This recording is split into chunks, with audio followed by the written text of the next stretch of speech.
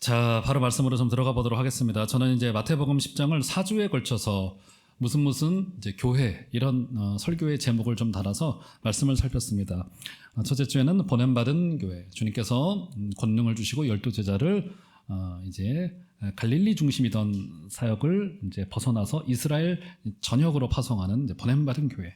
두 번째, 그러다 보니까 인내할 것이 좀 있겠죠. 좀 어려움들이 생겨나게 됩니다. 인내하는 교회. 세 번째, 인내하는 것을 넘어서서 사실은 이제 두려움을 극복하고 넘어서야 될 필요가 좀 있습니다. 두려움을 넘어서는 교회. 그리고 마지막으로 상 받는 교회. 기억나시는지 모르겠습니다. 이 네 개의 주제로 살폈습니다. 그러면서 이제 오늘 본문 이 1절은 이 10장과 약 한 1년 정도의 시간이 지난 것으로 봅니다. 이제 주님의 사역이 이제 중기 정도로 이제 진입하게 되었다. 이렇게 볼 수 있게 되는 것이죠. 주님께서 이렇게 제자들을 파송하고 교회로 세워가시면서 여러 가지 것들을 10장에서 말씀하셨어요. 기억나는 것만 몇 가지만 좀 다시 한번 좀 복습을 좀 해볼까요? 뱀같이 지혜롭고 비둘기같이 순결하라. 이 어떤 뜻이라고 말씀드렸죠? 오직 우리의 시선을 주님께만 고정하여 드리라. 사실은 이제 결론으로 말하면 그거예요. 오직 주님만을 바라라 라고 하는 뜻을 가지고 있고요. 그리고 두려워하지 말라고 말합니다. 두려움을 넘어서는 교회가 되어야 될 텐데 두려워하지 말아라. 두려워하지 않을 이유가 어디에 있죠? 우리의 절제와 우리의 인내에 있지 않아요. 그죠? 우리는 절대로 인간이 죄인으로서 운명적으로 겪을 수밖에 없는 그 공포와 두려움을 누구도 이겨내지 못합니다. 넘어설 수 없어요. 하지만 이길 수 있는 근거가 어디에 있다고 말씀드렸죠? 고린도후서 11장에 보니까 사도 바울이 자신의 선교의 내력과 이력을 쭉 정리를 합니다. 가만히 그 고린도후서 11장에 등장하고 있는 바울의 신앙 고백과 간증과 이력을 읽다 보면 이게 그냥 단순히 수사로 하는 이야기가 아니에요. 40에 하나 가만매를 5번이나 맞고 강의 위험을 당하고 배가 파손되어져서 일주야를 기쁨과 흑암 중에 좀 있었고 강의 위험, 강도의 위험, 여러 가지 위험들을 겪어왔다는 것을 쭉 몇 절에 걸쳐서 계속 적어내는 것을 가만히 묵상하고 읽어보면은 바울이 진짜로 그것을 영광으로 알고 자랑으로 여기고 있구나는 것을 확인하게 됩니다. 왜 그렇다고 말씀드렸죠? 우리 주님께서도 그렇게 말씀을 하셨잖아요. 이거를 스승과 제자의 관계로 주님께서 설명하셨잖아요. 당시에 제자들에게 최고의 영광이 무엇이었냐면 스승처럼 되는 것이었어요. 진짜였었습니다. 그러니까 바울이 가만히 되돌아보니까 자신의 인생의 길과 믿음의 길과 제자의 길과 전도자의 길을 가만히 되돌아보니 주님이 걸어가신 것과 비스무리하구나. 내가 조금 틀리지는 않았구나. 이 마음 때문에 너무나도 조금 위로를 받았던 거예요. 그러면서 우리 주님께서는 어떤 말씀 하셨냐면 세 번째 주였나요? 거기에 주님께서 내가 이 땅에 화평을 던지러 온 줄로 생각하지 말라. 주님께서 뭘 던지러 왔다고요? 검을 던지러 왔노라. 화평 대 검인데 우리 주님께서는 거기서 뭘 선택하신 거예요? 검을 선택하신 거예요. 검을. 이 검을 마치 검투사가 쇠사슬에 매어가지고 양벽에 막 묶여 있습니다. 가운데 검을 하나 딱 던져놔요. 쇠사슬을 탁 풀면 어떻게 되겠습니까? 두 검투사가 달려들어서 먼저 검을 집으려고 할 거예요. 지금 무슨 얘기를 하고 있는 거예요? 불화하게 하기 위하여서 나는 이 땅에 왔노라라고 정말 이해되지 않을 말씀을 하세요. 아니 주님이 이 땅에 평화를 주러 왔다고 말씀하셔도 부족할 텐데 주님이 이 땅에 내가 사람들과 사람들 사이의 불화와 평화를 깨트리기 위하여 왔다고 말씀하셨고 그 신뢰를 주님께서 무엇을 드시냐면 자식과 부모의 관계, 형제와 자매의 관계, 이 천륜의 관계를 주님께서 언급하시면서 더 충격적인 말씀은 뭐냐면 자기 원수가 자기 집안 식구라고 이야기를 합니다. 주님께서 왜 이렇게 극단적으로까지 말씀을 하셨던 걸까요? 그 이유가 뭐죠? 우리가 믿고 있는 기독교 진리라고 하는 것이 매우 근본적이고 우리가 믿고 있는 것은 본질적이라고 하는 거예요. 사랑하는 종합제일교회 성도 여러분, 우리가 믿고 있는 기독교 신앙은요, 기독교 진리는요, 우리가 하고 있는 신앙 고백은요, 취미생활이 아닙니다. 액세서리 아니에요. 우리 지난 6월 달에 전도 행사 했잖아요. 우리 왜 전도하는 거죠? 전도 왜 하는 겁니까? 그 사람들 예수 안 믿으면 죽으니까요. 다른 말로 설명할 도리 없어요. 이 가족, 내가 믿는다고 아이들 구원받는 거 아닙니다. 그렇죠? 우리가 믿고 있는 기독교 신앙은요, 삶과 죽음의 경계선에 있는 문제예요. 이거 취미생활 아니고요.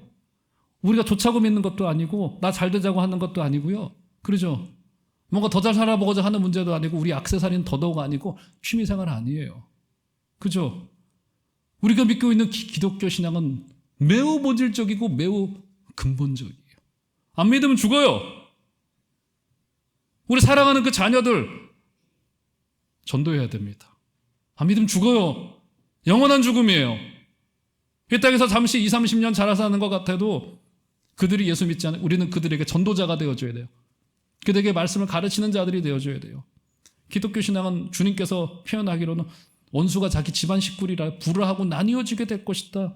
이것은 동양에서 말하는 그 천륜이 깨질 정도로 기독교 신앙은 굉장히 중요한 삶과 죽음을 갈라놓는 문제가 우리 가운데 달려져 있다는 사실을 우리에게 지금 이야기하고 있고 우리가 믿고 있는 신앙이 지금 그렇다는 겁니다. 주님께서 그걸 말씀하신 거예요. 하지만 우리 주님께서 지난주에 어떤 말씀하셨습니까? 대접하는 자에게, 교회가 상 받을 것인데 대접하는 자에게 그 선지자의 상과 의인의 상을 받게 될 것이니 작은 자, 약한 자, 전도자의 고뇌를 알고 말씀을 가르치는 자와 함께하여 주고 이 땅의 아픈 자들과 함께하여 주자라고 하는 전도자의 상을 받게 될 것이다라고 하는 위로의 말씀도 우리에게 주셨습니다. 이렇게 주님께서는 이제 마태복음 10장을 통하여서 이제 이스라엘 전역을 향하여서 제자들을 파송하시고 사역의 이제 지경을 넓히시고 사역의 내용을 넓히시고 있던 그 와중에 오늘 본문 그 1절은 한 1년쯤 지난 것으로 신학자들은 평가를 합니다. 1년 정도. 이제 주님의 사역이 이제 중기로 접어들면서 이제 주님의 사역의 초기가 지나고 주님의 사역이 전국에 소문이 나면서 이제 그러면 주님의 사역이 유명해지다 보니까 그 반응들이 있을 거 아니겠어요? 그래서 마태복음 11장과 12장은 주님의 초기 사역부터 중기 사역까지의 주님의 사역에 대한 반응들이 11장과 12장에 걸쳐서 등장을 합니다. 오늘은 그중에서 제가 다음 주까지 여러분들과 세례 요한이 이제 감옥에 있으면서 주님의 이 사역에 대하여서 어떻게 반응했는지를 좀 살피도록 하겠고, 주로 마태복음 11장에는요 의심과 그 냉대가 조금 주를 이루고 있고요. 마태복음 12장에서는 드디어 주님을 향하여서 이제 직접적인 그 적대적인 반응들이 지금 어떻게 등장하고 있는지가 마태복음 12장에서 등장하고 있습니다. 마태복음 11장은 한 뭐 3번 혹은 4번 정도 여러분들과 살피게 될 것 같은데요. 자, 오늘은 바로 그 첫 번째의 반응, 바로 세례 요한의 주님의 초기 사역에 대한 반응인데 그것이 상당히 사실은 조금 의외예요. 자, 일단 볼까요? 자, 일단 세례 요한이 오늘 어디 있는가를 보시죠. 자, 2절을 보시면 2절. 요한이 자, 어디에 있습니까? 감옥에 갇혀 있어요. 그렇죠? 요한이 지금 감옥에 갇혀 있습니다. 자, 요한이 왜 감옥에 갇히게 되었죠, 여러분? 그때 당시에 뭐 지금으로 말하면 소위 그 유명한 궁궐 스캔들 하나가 있었습니다. 당시에 분봉왕이었던 헤롯 안티파스가 자신의 동생의 아내를 빼앗는 사건이 있었습니다. 정치적인 힘을 가지고 빼앗는 사건이 있었어요. 이 부도덕한 사건이 지금처럼 뭐 SNS나 유튜브가 있었던 것도 아닌데 이스라엘 전역에 소문이 나기 시작을 한 거예요. 근데 이 헤롯의 성격이 워낙 괴팍하기도 했고 또 독재 비스무리하게 하고 있었기 때문에 그 누구도 이 헤롯 안티파스의 이 부도덕에 대하여서 말을 하고 있지 못했었던 거예요. 정말 슬픈 침문만이 온 이스라엘 전역을 감싸고 있을 때 당시에 걸출한 설교자였던 세례 요한이 일어나서 그의 부도덕을 지적하고 이제 나라를 향하여서 이제 일가를 하기 시작을 했다는 거예요. 저는요 이제 오늘 주제하고는 상관은 없지만 저는 우리 헌법에도 이제 기록되어져 있고 사실 성경이 말하고 있는 바이기도 하고 정교 분리를 원칙으로 합니다. 정치와 종교는 사실 분리가 되는 것이 맞아요. 교회가 먼저는 정치에 관하여서 종교라는 이름으로 혹은 더 안 좋게는 종교의 힘으로 제압하려고 들 때 그때 굉장한 문제가 생기게 됩니다. 늘 문제가 생기게 돼요. 가장 대표적인 사례가 역사의 사례가 누구냐면 교황이었어요. 아니 우리가 믿고 있는 것이 옳기 때문에 저 정치권이 잘못한단 말이에요. 그래서 막 왕을 무릎 꿇혀요. 교황이 무릎 꿇힙니다. 근데 결과는 사실은 아주 참담했다는 것을 이 종교가 정치에 과도한 개입을 할 때, 게다가 이제 다원주의 사회가 되었기 때문에 지금 시대에 더 큰 문제들이 생겨나게 될 가능성이 있단 말이에요. 그럼 정치는 어떠냐? 정치도 함부로 종교의 영역에 침범해 들어와서는 안 됩니다. 왜냐하면 우리가 가지고 있는 신앙이라고 하는 것은 우리가 본성으로도 느끼고 있는 바와도 같이 이 양심의 자유라고 하는 매우 숭고한, 이것은 하나님이 우리의 인간에게 심어주신 굉장히 선한 가치인 거란 말이에요. 그 중에서도 가장 최고의 가치로 종교의 양심을 둡니다. 우리가 믿고 있는 바에 대하여서 누구도 뭐라고 할 수 없는 거예요. 사실은 우리가 믿고 있는 바, 우리가 성경을 믿겠다고 하는데 누구도 이 양심의 자유를 건드릴 수 없는 거란 말이에요. 근데 역사 속에서는 사실 지금도 벌어지고 있는 일은 정치권이 자신들의 이익을 위하여서 막 종교를 제압하기도 하고 탄압하기도 하고 핍박하기도 하고, 때로는 종교권에서 정치권을 향하여 이제 막 내뱉는 설교하고 있는 이제 도덕에 관한 이야기들에 대하여 힘으로 제압하려고 하는 것에 대하여서 사실은 과도하게 침입해 들어올 때가 있습니다. 그래서 이 건강한 이 긴장감을 잘 유지하는 것이 굉장히 저는 굉장히 중요하고도 굉장히 어렵지만 해야 될 일이라고 저는 보는 거예요. 그래서 어쨌든 오늘 뭐 그 주제는 아닙니다만 어쨌든 그렇습니다만 때로는 교회가 권력자들의 부도덕에 대하여서 침묵할 수 없을 때가 있어요. 아마 세례 요한이 기도하다가 느꼈던 바가 그거였던 것 같아요. 내가 이 건에 대하여서만큼은 반드시 좀 이야기를 해야 되겠다라고 헤롯의 부도덕을 지적하였고, 결국 그 일 때문에 세례 요한은 감옥에 투옥되어져 버리고 말아요. 자, 이 배경을 여러분들이 알고 있어야지만이 오늘 의외의 세례 요한의 반응, 주님의 초기 사역에 대하여서 세례 요한은 물음표를 던져요. 당신이 오심하된 그 메시아가 맞습니까? 다른 사람을 기다려야 됩니까? 참 그렇게 된 겁니다. 한번 볼까요? 자, 2절 3절을 보시면 요한이 오게서 그리스도께서 하신 일을 듣고 제자들을 보냅니다. 직접. 그래서 제자 2명을 보냈다고 말합니다. 누가복음에 의하면 2명 보냈는데 요한이 주님께 던졌던 질문지 하나가 있어요. 3절 다 같이 한번 한 소리로 좀 읽어보겠습니다. 시작. 예수께 여짜오되 오실 그이가 당신이오니이까 우리가 다른 이를 기다리오리이까. 네, 이미 이 3절의 질문 속에는 요한의 부정적인 평가가 여기에 담겨져 있는 거예요. 다른 사람 기다려야 되는 거 아니에요? 잘못 온 것 같은데요? 지금 이런 상황이 된 거예요. 여러분 아시다시피 요한은 그 자신이 우리 주님을 세상 속에 소개를 하되 보라 세상 죄를 지고 가는 하나님의 어린 양이로다 라고 하면서 주님의 공생의 사역에 문을 열었던, 사실 그 자신이 그런 인물이기도 합니다. 자, 오게 갔더니 주님의 사역에 궁금하기도 했겠죠. 그래서 제자들이 물어다 주는 소식을 하나씩 둘씩 들어다 듣고 있는데 뭔가 자기가 평가를 내리기로는 조금 이상해요. 자기가 기대했던 메시아의 모습이 아닌 거예요. 뭔가 좀 핀토가 좀 어긋나고 있구나, 뭐 이런 느낌이 좀 들어진단 말이죠. 그래서 제자들을 보내서 주님께 직접적인 뼈를 때리는 질문을 보낸 겁니다. 당신이 오심하된 그 메시아가 맞습니까? 다른 사람을 기다려야 됩니까? 라고 하는 부정적인 질문을 던진단 말이에요. 그죠? 당신은 세례 요한은 예수님을 메시아로 스스로 소개했을 정도로 스스로는 초기에는 굉장히 열정적이었었어요. 주님에 대하여서. 근데 주님의 사역의 공생의 사역에 관한 소식을 듣고 나니까 자신의 기대와 주님의 비전이 사뭇 달랐던 거예요. 자신의 바람과 주님의 생각과 주님의 비전과 주님의 사역이 거리가 멀었던 거예요. 그죠? 그가 생각하는 메시아가 오시면 이루어질 하나님의 나라는 악인들이 불로 심판을 받고 막 의인들이 막 해방을 경험하는 나라로, 정치적인 해방을 경험하는 나라로 그도 어느 정도 기대를 했던 것 같아요. 자, 그도 그럴 수밖에 없었던 것이 사실은 이사야서 등지에 보면 그런 기록들이 남아져 있기 때문입니다. 몇 군데를 좀 볼게요. 자, 이사야서 35장 4절을 보시면 유대인들이 많이 읽었던 성경이죠. 35절 4절을 보시면 한번 다 같이 한번 읽어볼까요? 시작. 겁내는 자들에게 이르기를 굳세어라, 두려워하지 말라. 보라 너희 하나님이 오사 보복하시며 갚아주실 것이라. 하나님이 오사 너희를 구하시리라 하라. 여기 보시면 세 번째 줄과 네 번째 줄을 보면 보라 너희 하나님이 오사 어떻게 하시겠다고요? 보복하시며 갚아주시겠다.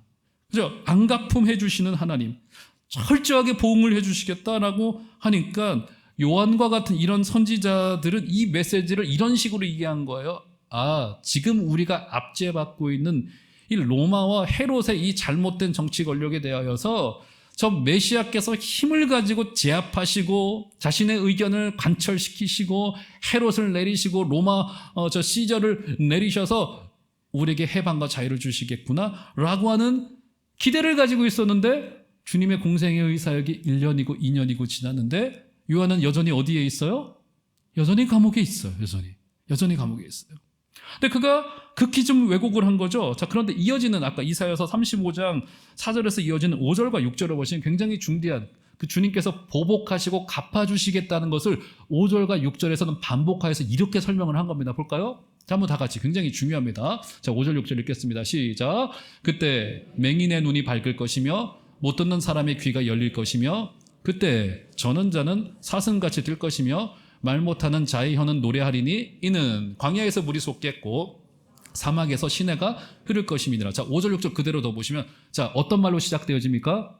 그때가 어느 때예요? 강조하여 두 번 지금 반복하고 있죠. 어느 때입니까?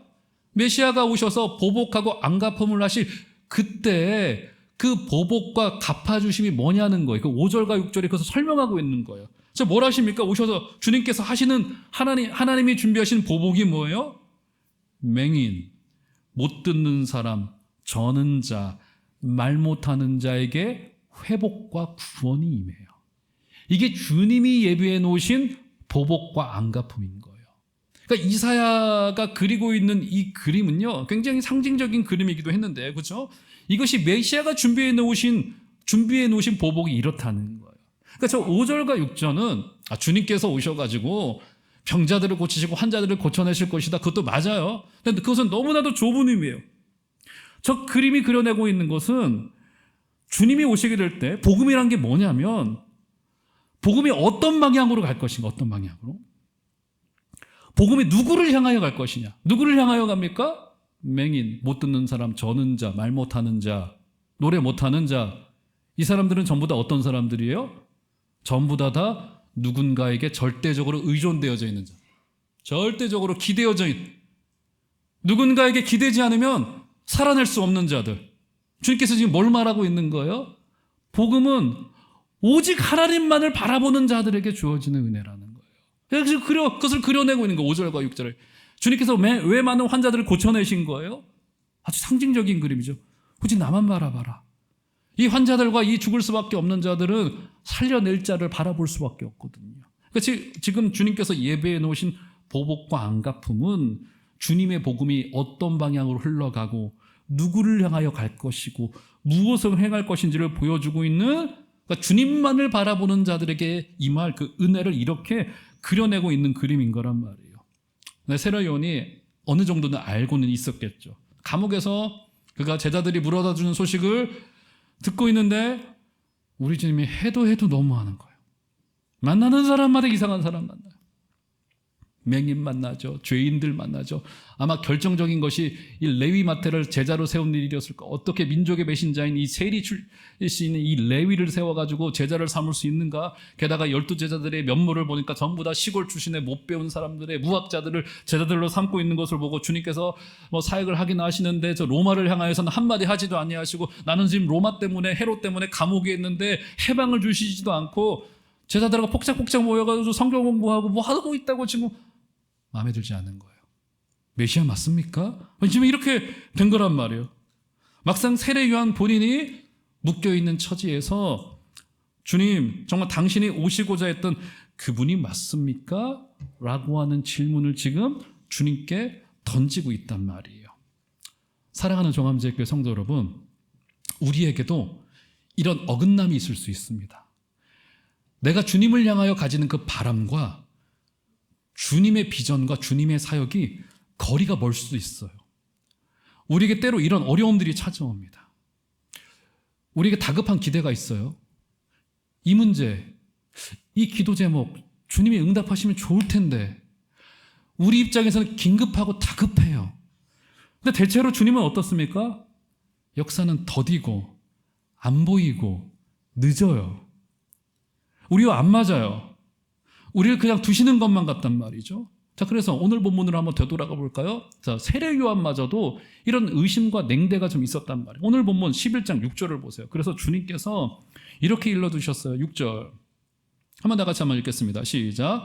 누구든지 나로 말미암아 실족하지 아니하는 자는 복이 있도다 하시니라. 지금 어떻게 되는 거예요? 우리의 생각과 주님의 비전이 충돌이 되어질 때 주님으로 말미암아 실족할 수 있는 일들도 있을 수 있다는 거예요. 아니, 어떻게 주님이 그러실 수 있죠? 주님이 사랑 많으시고 선하신 분이시라고 한다면 어떻게 의인에게 이런 일이 벌어질 수 있는 겁니까? 라고 하는 하나님이 악을 그냥 방치해 놓으시고 그냥 두시는 것만 같은 생각이 들어지고 의인 요한이 감옥에서 고생할 때 우리는 당연히 하나님을 향하여 질문하고 싶어집니다. 아니, 하나님 왜 가만히 계세요? 아니, 하나님 저 세례 요한이 잘못한 것도 없는데 왜 감옥에 보내십니까? 이런 질문이 들어질 수밖에 없는 거예요. 이런 질문을 묶어서 흔히 이것을 신정론이라고 불렀습니다. 신정론. 한자 말인데요. 하나님의 정당성이라고 하는 뜻이 하나님의 정당성. 이게 무슨 말이냐면 의인이 고난당하는 세상 속에서 하나님이 답하셔야 할 것이 있다는 뜻이에요. 오실 그분이 당신이 맡기는 한 겁니까? 다른 사람을 기다리오리까? 이게 세례 요한이 주님을 향하여서 던졌던 신정론적 질문이에요. 주님, 당신이 그분이 맞습니까? 이 고통 가득한 세상 속에서 우리가 알고 경험하고 있는 바에 따르면 과연 당신이 사랑의 하나님, 인격의 하나님, 의의 하나님이 맞습니까? 그죠? 여기서 해결되지 않으면, 이 문제가 해결되지 않으면 사랑하는 성도 여러분, 신앙을 가지고 있다고 하더라도 우리의 신앙이 굉장히 왜곡되어지고 성장해서 멈출 수 있고요. 이 신정론적인 질문에 답을 하지 못하면 사실 우리의 신앙이 유물론적인 신앙관으로 흘러갈 위험이 굉장히 큽니다. 이 유물론적인 신앙관이 뭐냐면요, 어렵지 않아요. 무슨 말이냐면 제가 간단하게 설명을 해드릴게요. 이렇게 생각을 하는 겁니다. 하나님이 존재하시는 거는 같기도 하고 안 같기도 하는데 그게 뭐가 중요해? 사실상 하나님이 지금 일하시지 않는다고 평가를 내립니다. 그리고 하나님은 인격이신 하나님이 아니라 하나님을 하나의 영향력으로 봐요. 하나의 힘의 법칙으로 봅니다. 근데 그분이 움직이지 않으세요. 그러다 보니까 어떤 생각이 들어지냐면 물질이 움직이는 힘의 법칙이 작용되고 있고 이 힘과 역사의 우연이 겹치어서 우리의 인생이 흘러간다고 생각을 합니다. 이게 바로 유물론적인 신앙관이 물질주의인 겁니다. 그래서 최대한 힘의 법칙이 움직여지는 대로 따라가는 것이 이익이고 안 좋은 일을 최소화할 수 있는 방법이라고 생각을 합니다. 예를 들면은 힘을 저장을 해요. 힘을. 물질을 축적을 합니다. 그 이유도 여기에 있어요. 미래에 벌어질 안 좋은 그 우연을 대체하고자 힘을 축적하고 위로 올라가려고 합니다. 왜요? 하나님 역사하지 아니하시니까.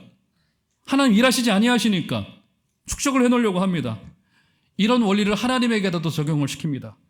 하나님은 우리의 아버지시라고 하는 인격적인 분이 아니시라 그분을 일종의 영향력으로 보는 거예요. 그런데 그 영향력이 일하지 않고 계신단 말이에요.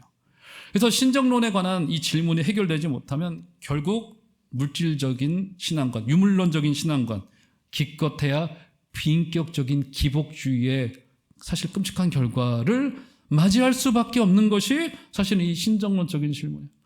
고통 많고 위험 많고 어려움이 많은 이 세상 속에서 힘이 많이 모이는 곳으로 나도 거기에 올라타야 돼. 왜요? 하나님은 인격도 아니시고 힘도 약한 분이기 때문에 나는 대세가 흘러가는 대로 거기 파도에 올라타야 돼 라고 하는 생각이 들어지기 때문이에요. 그러면 사랑하는 성도 여러분, 우리가 어떻게 고통 가득한 세상 속에서 지금도 선하시고 하나님을 믿으며 선하신 하나님을 믿으며 신뢰하면서 그 길을 걸어갈 수 있을까요?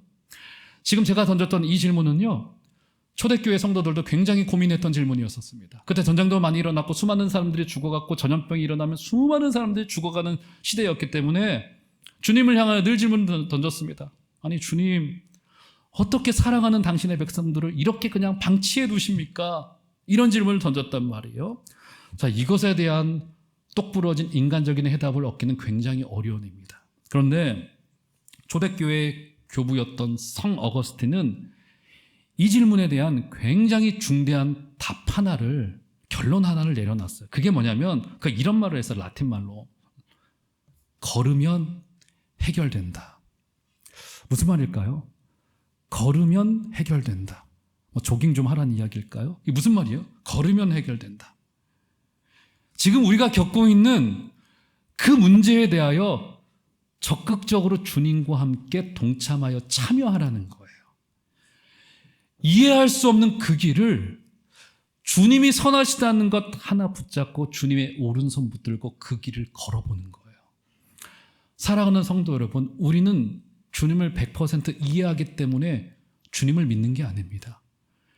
만약에 주님이 100% 이해가 될 수 있다면 주님은 우리의 뇌에 갇히시는 분이세요. 그분은 우리 이해 밖에 계세요, 때로는. 맞죠, 여러분? 우리는 그분의 사역과 그분의 비전과 그분의 뜻이 이해되지 않을지라도 그분이 선하시고 우리를 사랑하시는 인격이신 아버지라는 사실을 붙들고 오늘도 그분의 손 붙들고 인생의 길을 걸어가고 제자의 길을 걸어가고 믿음의 길을 걸어가고 누군가는 저와 같이 전도자의 길을 걸어가면서 주님, 그렇죠, 저도 당신이 걸어가셨던 그 길 지금은 이해되지 않지만 주님 오른손 붙들고 걸어가겠나이다 라고 하는 믿음의 고백을 가지고 걸어가는 것입니다. 사랑하는 정함제일교회 성도 여러분, 이해되지 못할 일 있으시죠?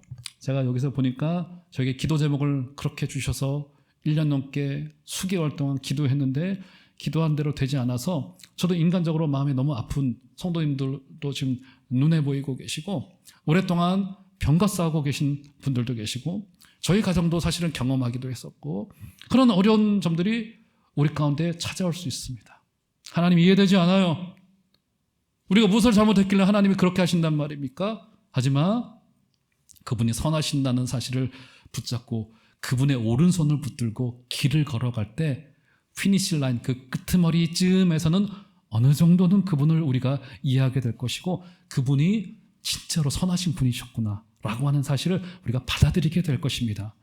사랑하는 성도 여러분, 이번 한 주를 살아내는 동안에도 주님의 오른손 붙들고 그 길을 걸어가 주시는 복된 여러분들 되시기를 주의 이름으로 축원드립니다.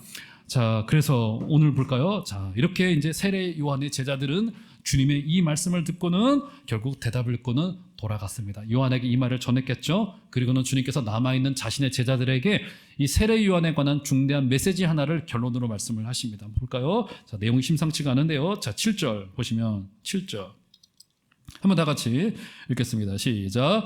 그들이 떠남에 예수께서 무리에게 요한에 대하여 말씀하시되 너희가 무엇을 보려고 광야에 나갔더냐 바람에 흔들리는 갈대냐. 야, 이 말씀 저도 처음 설교하는데 처음에 도대체 무슨 말인지를 모르겠더라고요. 자, 세례 요한의 제자들이 그 말을 듣고는 떠나갔습니다. 그리고는 남아있는 당신의 제자들에게 주님께서 세례 요한에 관하여서 말씀을 하고 계세요. 너희가 무엇을 보려고 광야에 나갔더냐. 일단 광야라고 하는 것은요, 출애굽 때와 같이 뭔가 새로운 시작을 알리는, 그렇기 때문에 저기에서의 광야는 이제 예수께서 벌이고 있는 하나님 나라의 운동을 상징적으로 장소로 묘사하고 있는 거란 말이에요. 광야는 하나님 나라 운동을 이야기하고 있는 비유라고 볼 수 있는데, 근데 주님께서 무엇을 말씀하시냐? 광야에서 바람에 흔들리는 갈대를 받느냐? 그게 아니라는 거죠. 8절에 보면은 부드러운 옷을 입은 사람을 거기서 봤느냐? 아니라는 거예요. 그렇죠? 자, 그러면 도대체 여기서 갈대가 뜬금없이 등장하는 갈대가 뭐냐는 거예요. 갈대, 이 부드러운 옷 입은 사람은 같은 사람을 지칭하고 있는 것 같은데, 자, 결론으로 말씀을 드리면 여기서 갈대는 당시에 특수한 화폐 하나를 헤롯이 로마 황제에게 바친다면서 주화를 하나 제작을 했습니다. 그 주화가 지금도 유물로 남겨져 있는 것을 제가 확인을 했는데 이게 너무나도 오래된 주화기 때문에 그림이 잘 보이지 않아서 제가 일부러 여기 올리진 않았습니다만 이제 헤롯이 이제 황제에게 소위 아부를 하기 위해서 황제의 얼굴이 새겨진 특수 주화를 하나 앞면에 제작을 합니다. 그리고 뒷면에는 갈대를 그려 넣어서 새겨서 넣었어요. 갈대는 당시에 헤롯 자신을 상징하는 하나의 별명이었다라고 합니다. 그러니까 당시의 사람들이 이 갈대란 이야기를 들었을 때는 우리 주님께서 지금 헤롯을 빗대어서 이야기하고 있는 거구나를 다 알 수 있는 대목이었었어요. 그러니까 지금 무슨 말씀을 하고 있는 거예요? 내가 하나님 나라의 운동에 합당한 그 사람이 저 권력을 쥐고 있는 세례 요한을 감옥에 집어쳐넣은 저 로마 황제야? 저 헤롯이야? 아니라는 거죠. 그 말씀하고 계시는 거예요. 그러면서 세례 요한이야말로 하나님 나라에 합당하다라고 하면서 그를 두 가지로 소개를 합니다. 자, 볼게요. 자, 10절 보시면, 자, 10절. 기록된 바, 자, 보라. 자, 여기서가 어디에 구약의 말씀이냐면 말라기 3장 1절의 말씀입니다. 보라, 내가 내 사자를 내 앞에 보내노니 그가 내 길을 내 앞에 준비하리라 하신 것이 이 사람에 대한 말씀이니라. 자, 세례 요한에 대한 첫 번째 소개는 그가 구약에서 예고되어진 바, 예언된 바 오리라 한 그 구약의 마지막 선지자이고 신약의 문을 연 첫 번째 선지자이다. 그러니까 구약과 신약을 잇는 가교의 역할을 하는 예고된 선지자이다라고 하는 첫 번째 그의 주님의 평가이고요. 11절의 평가가 굉장히 의미심장하죠. 11절 한번 올려줘 보실까요? 한번 다 같이 11절은 읽겠습니다. 시작. 내가 진실로 너희에게 말하노니 여자가 낳은 자 중에 세례 요한보다 큰 이가 일어남이 없도다. 여기까지요. 세례 요한이 어떤 선지자래요? 가장 위대한 선지자래요. 구약의 가장 위대한 선지자래요. 13절에 보면 이런 기록이 있어요. 13절 한번 눈으로 보시겠어요? 모든 선지자와 율법이 예언한 것은 이 요한까지다. 그러니까 요한은 구약을 이제 문을 닫는 선지자였다는 건데 가장 위대한 선지자였대요. 왜요? 바로 공생애를 담당하실 예수 그리스도의 그 문을 여는 신약의 첫 번째 선지자이기도 했기 때문에 구약의 선지자 중에 가장 위대했대요. 왜요? 직접 메시아를 눈으로 봤어요. 제일 위대한데 제가 드리고 싶은 말씀과 오늘 말씀의 결론은 11절의 끄트머리쯤입니다. 한번 볼까요? 여자가 낳은 자 중에 세례 요한보다 큰 이가 일어남이 없도다. 자, 그 다음부터는 다 같이 한번 읽겠습니다. 시작. 그러나 전국에서는 극히 작은 자라도 그보다 크니라. 이쯤 오면요, 저와 여러분들의 숨이 멎어 있어야 됩니다. 우리는 세례 요한보다, 천국이 지금 어디를 이야기하는 거예요? 가게 될 미래적 장소로서의 천국이 아니에요. 여기에 지금 임해 있는 예수님 당시에 그 예수 운동을 말하고 있는 거고요. 저 천국은 지금 이 교회를 말하는 거예요. 그죠? 지금 무슨 얘기 하는 겁니까? 이 교회의 구성원 누구나 그리스도를 믿는 자는 그 누구나도 세례 요한보다 훨씬 더 위대하고 크다는 거예요. 그 이유가 뭡니까? 우리는 그들이 경험하지 못한 성령의 임재를 경험해요. 예수님께서 우리에게 성령으로 함께하고 계십니다. 누구나 다 예수님을 만나기를 원하는 사람들은요, 지금 만나실 수 있습니다. 구약의 성도들에게는 불가능한 일이었어요. 하지만 지금 우리들에게는 지성소의 휘장이 위에서부터 아래로 갈라짐으로 말미암아서 누구든지 예수를 만나고 싶은 사람들은 누구나 주님과 교제할 수 있게 되어졌고요. 주님은 믿음이 있는 곳에 지금도 임재하고 계시고 여러분들을 만나기를 원하고 계십니다. 사랑하는 정함제일교회 성도 여러분, 이번 한 주간을 살아내는 동안에도 그 누구도 의지하지 마시고 지금 우리 곁에 오셔서 우리와 함께하기를 원하시는 분, 우리를 만나기를 원하시는 분, 주님과 교제하여 주시기를 주의 이름으로 부탁을 드립니다. 성경을 여시고 기도에 무릎을 꿇어주시기를 주의 이름으로 부탁을 드리겠습니다. 그분은 인격이시기 때문에 그분은 영향력이 아니에요. 그분은 힘이 아니십니다.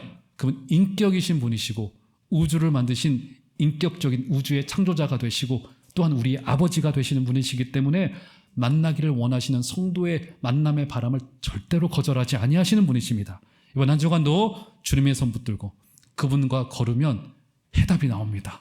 그분의 길을 걸어가시면서 하나님의 뜻을 구하게 되시는 복된 여러분들 다 되어주시기를 주의 이름으로 축원드립니다.